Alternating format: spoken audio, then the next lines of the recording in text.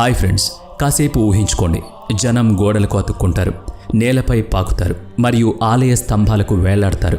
దాదాపు 25,000 నల్ల ఎలుకలు ఇక్కడ నివసిస్తున్నందున ఈ ఆలయం కొంచెం భిన్నంగా ఉంటుంది.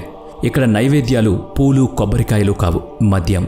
2011 కేరళలోని శ్రీ పద్మనాభస్వామి ఆలయంలోని 5 ద్వారాలు తెరవగా కోట్ల విలువైన నిధి లభ్యమైంది.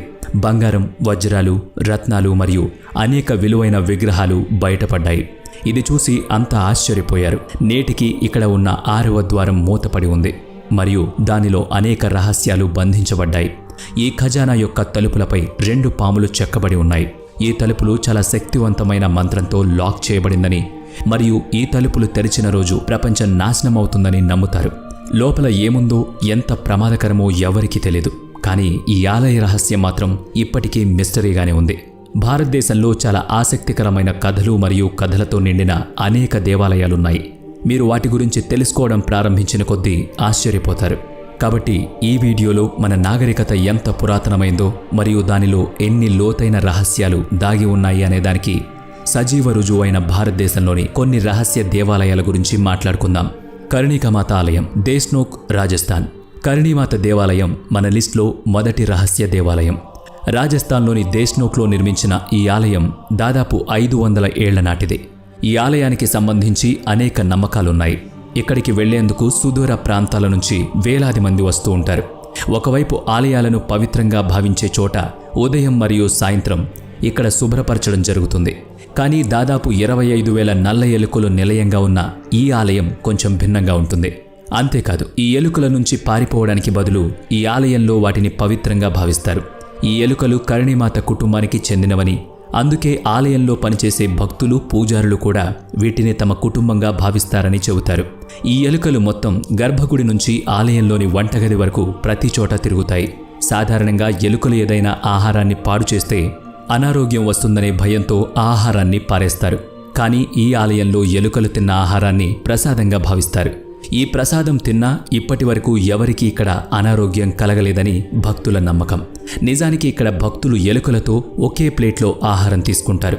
ఈ ఆలయ నియమం ప్రకారం పాదాలు ఎత్తకుండా, పాదాల క్రింద ఏ ఎలుక కూడా నలిగిపోకుండా కాళ్లను ఈడుస్తూ నడవాలి.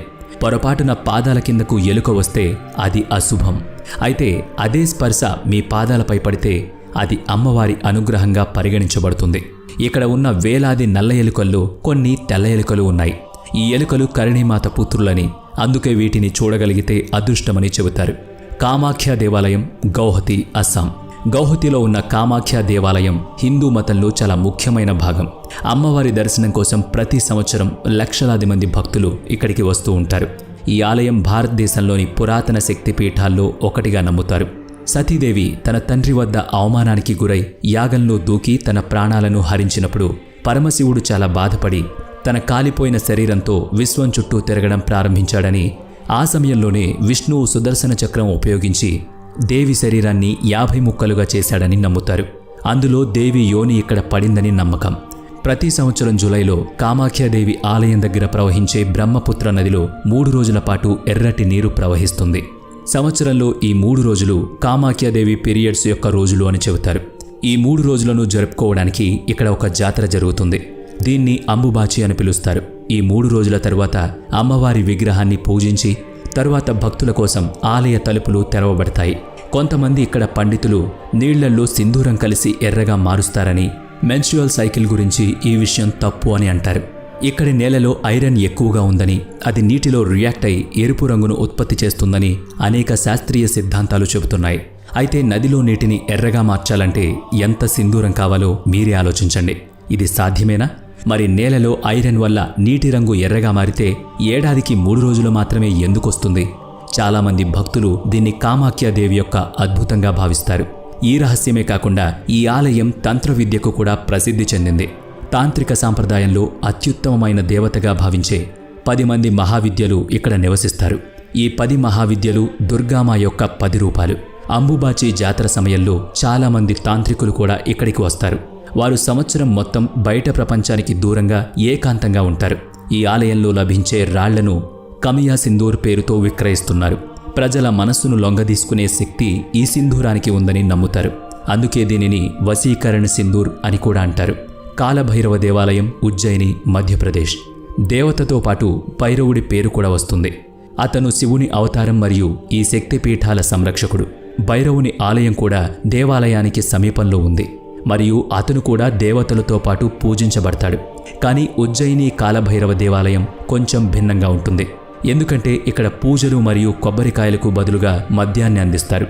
మద్యం విక్రయాలు మరియు మద్యాన్ని దేవాలయాల నుంచి దూరంగా ఉంచినట్లు కాకుండా ఈ ఆలయంలో మద్యాన్ని ప్రసాదంగా అందిస్తారు. మిగిలిన ఆలయాల వెలుపల ప్రజలు రోడ్డు పక్కన పూలదండలు, కొబ్బరికాయలు మరియు మిఠాయిలు విక్రయిస్తారు. కానీ ఈ ఆలయం వెలుపల కూడా అదేవిధంగా మద్యం విక్రయిస్తారు. ఆలయం వెలుపల చాలా కౌంటర్లున్నాయి. అక్కడ విదేశీ మరియు దేశీయ మద్యం అందుబాటులో ఉంటుంది. భక్తులు మద్యం తీసుకుని పూజారులకు ఇస్తారు. దాన్ని ఒక గిన్నెలో నింపి భైరవ్ బాబా వద్దకు తీసుకువెళ్తారు.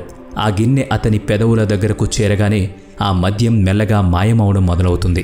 అది ఎక్కడికి వెళుతుందో ఇప్పటి వరకు ఎవరికీ తెలియదు. ఈ ఆలయంలో మిగిలిపోయిన మద్యాన్ని తిరిగి భక్తులకు ప్రసాదంగా పంచుతారు. అయితే ఇక్కడ మద్యం అందించడం యాదృచ్ఛికం కాదు, తాంత్రిక కర్మ. తంత్ర విద్యతో కాలభైరవుని అనుబంధం కొత్త విషయం కాదు. తాంత్రికులు మరియు యోగులు వివిధ సిద్ధులను పొందడానికి భైరవుణ్ణి సాధన చేస్తారు. పంచ మకారాలు 5 పదార్థాలు. వీటిని తంత్ర విద్యలో ఉపయోగిస్తారు. మద్యం అంటే ఆల్కహాల్, మాంసం అంటే మీట్, మత్స్య అంటే ఫిష్, ముద్ర అంటే పౌండ్ గ్రెయిన్, మైథున అంటే సెక్షువల్ ఇంటర్కోర్స్. ఇంతకు ముందు ఈ 5 పదార్థాలను ఇక్కడ అందించారని నమ్ముతారు. కానీ క్రమంగా మిగిలిన 4 కేవలం సింబాలిక్ రిచువల్స్గా మారాయి. దత్తాత్రేయ దేవాలయం, గంగాపూర్, మధ్యప్రదేశ్. మాయాజాలం మరియు భూత వైద్యానికి ప్రసిద్ధి చెందిన ఇటువంటి దేవాలయాలు భారతదేశంలో చాలా ఉన్నాయి. మరియు అలాంటి ఒక దేవాలయం మధ్యప్రదేశ్లో బేతూల్ జిల్లాలోని గంగాపూర్లో ఉంది.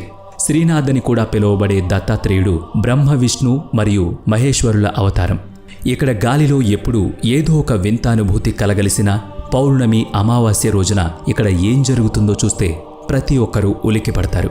ఒకవైపు ఆలయాల్లో ప్రశాంత వాతావరణం నెలకొని ఉండగా, మరోవైపు ప్రతి అమావాస్య, పౌర్ణమికి ఈ ఆలయం భయానక వస్తువులతో, స్వరాలతో నిండిపోతుంది. ఎందుకంటే దుష్టశక్తుల బారిన పడిన వేలాది మంది ప్రజలు ఈ రోజున ఇక్కడికి గుమిగూడతారు. ఈ ఆలయంలో ఉదయం 11:30 మహామంగళ హారతి జరుగుతుంది మరియు ఈ హారతితో ఈ ఆలయ ప్రజలు అరుపులతో ప్రతిధ్వనిస్తుంది. ఈ వ్యక్తులు అరుస్తూ దేవుణ్ణి దుర్భాషలాడతారు. దుష్టశక్తులు మనస్సును నియంత్రిస్తాయి మరియు ఈ పనులన్నీ చేసేలా చేస్తాయని వాళ్ల నమ్మకం. ఈ సమయంలో ఈ వ్యక్తులు ఆలయ గోడలు మరియు స్తంభాలకు వేళ్లాడుతూ ఉంటారు మరియు కొంతమంది అక్కడ నేలపై పాకడం ప్రారంభిస్తారు. ఈ ఆలయాన్ని సందర్శించి మహామంగళ ఆరతిలో పాల్గొన్న తరువాత దుష్టశక్తులు ఆవహించిన వ్యక్తుల శరీరాన్ని విడిచిపెడతాయని మరియు అరుస్తున్న ప్రజల ఎర్రటి కళ్ళు మరియు చెదిరిన జుట్టును చూసి ప్రతి ఒక్కరి హృదయం ఆశ్చర్యపోతుందని నమ్ముతారు. ఇవి గొప్ప నాగరికతలో చిన్న భాగమైన భారతదేశంలోని 5 రహస్య దేవాలయాలు. ఈ దేశం మాయాజాలం, అద్భుతాలు, తంత్రం, దయ్యాలు, రహస్యం మరియు విశ్వాసాలతో నిండి ఉంది.